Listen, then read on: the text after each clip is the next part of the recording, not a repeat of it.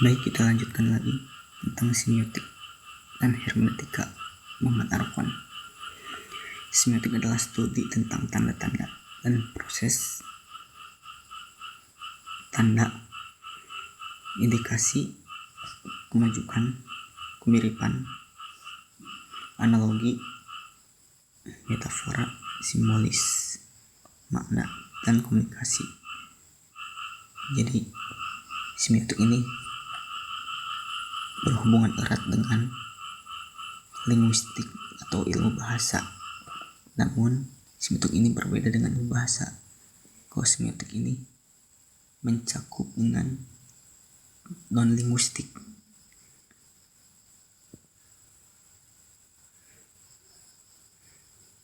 Jadi sistem tanda non-linguistik ini dipelajari dalam semiotika. Awalnya semiotika hadir dari penelusuran Ferdinand Saussure tahun 1916 dalam pengembangan untuk mencari makna teks. Berbeda dengan linguistik yang khusus memperhatikan bahasa verbal. Jadi kalau semiotik ini lebih umum daripada linguistik. Kemudian tokoh berikutnya adalah Derrida. Berbeda dengan Saussure, Derrida justru mengkajinya lebih secara khusus, adanya otonomi khusus dalam tulisan. Jadi mungkin menurut Derrida ini adanya aturan khusus. Nah, dinamika keilmuan Saussure kepada Derrida inilah yang menginspirasi Muhammad Arfan untuk menggunakannya sebagai alat penafsir Al-Quran,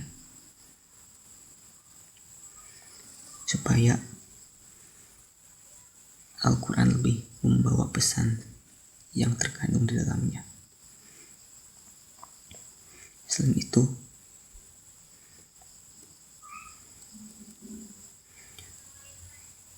supaya tidak terjadi penyelewengan makna maupun distori makna dalam Al-Quran. Dalam konteks ini Muhammad Arfan tidak lepas dari konsep hermeneutik sebagai alat penafsirnya. Hermeneutik merupakan sebuah metode yang ditemukan di abad modern atau kontemporer yang menurut para ilmuwan ini sangat relevan sepanjang zaman, sehingga cocok digunakan sebagai alat penafsir Al-Quran. Lebih jauh lagi, Muhammad Arfan mengatakan bahwa hermeneutik berhubungan erat dengan historitas karena teks-teks bukanlah produk yang sudah jadi dan terbebas dari ruang dan waktu, tetapi hermeneutik itu diliputi dan terikat oleh kondisi sosial, politis, budaya, dan situasi historis dan suasana psikologis. Jadi kesimpulannya, Muhammad Arfan lahir pada tanggal 1 Februari 1928 di kota Turis Maimun, Kabilia, Aljazair, yang merupakan sebuah daerah di pegunungan berpenduduk Berber yang tersebar di benua Afrika bagian utara. Orang tuanya merupakan seorang pedagang rempah-rempah dan seorang tokoh masyarakat. Dan tetapi Muhammad Arfan mampu tumbuh menjadi seorang sarjana, bahkan doktor, pemikir intelektual. Pendidikan dasar berawal dari daerah asalnya, yaitu Kabilia, dan melanjutkan pendidikannya di sekolah menengah di kota Pelabuhan Oran, kemudian melanjutkan studi bahasa dan sastra di Universitas Algier tahun 1950 sampai 1954, kemudian mengkaji bahasa Arab dan sastra Arab di Universitas Sorbonne, Paris, Prancis. Disinilah Muhammad Arfan mendapatkan gelar doktor dan disertasinya yang berjudul tentang humanisme, salam pemikiran etika ilmu Ibnu Maskaweh. Kemudian Muhammad Arfan seorang pemikir yang tentu saja tidak tiba-tiba muncul, tapi dipengaruhi oleh dua tokoh intelektual muslim, yaitu Ibnu Maskaweh, Ibnu Rushdi, dan Imam Al-Ghazali. Kemudian Dipengaruhi pula oleh Paul Ricoeur, penemu konsep mitos, Ferdinand de Saussure, pakar bahasa asal Swiss, kemudian Michael Foucault, Jacques Lacan, ahli semiotik, dan Roland Barthes, antropolog Prancis. Kemudian di antara konsep-konsepnya yaitu ilmu pengetahuan, cara berat mengenal Islam, sekularisme dan Islam, berhubungan antara Islam dengan sains filsafat, Islam dan hak asasi manusia, nasionalisme Eropa, dan lain-lain.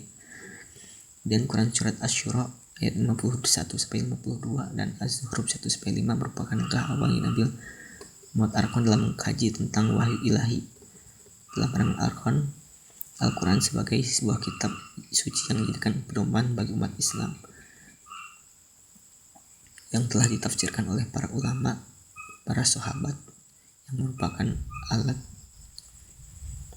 mediator saja untuk membangun teks-teks lain yang dapat memenuhi kebutuhan masyarakat di zamannya. Kemudian wahyu dalam pandangan Arkhon harus dipahami dengan menggunakan berbagai macam metode, terutama metode hermeneutik dan linguistik dan historis antropologis. Kemudian Ferdinand de Saussure dan Derrida tentang hermeneutik menjadi pengaruh bagi Muhammad Arkhon, dan sehingga menginspirasi Muhammad Arkhon untuk menafsirkan Al-Quran dengan semiotik. Dan teks Al-Quran tidak terlepas dari konteks hermeneutik sebagai alat penafsirnya, karena hermeneutik sebagai metode filsafat akan selalu relevan dengan konteks zaman. Mungkin sekian yang dapat saya sampaikan. Mohon maaf atas kesalahan. Hasbunallahu wa ni'mal wakil. Wassalamualaikum warahmatullahi wabarakatuh.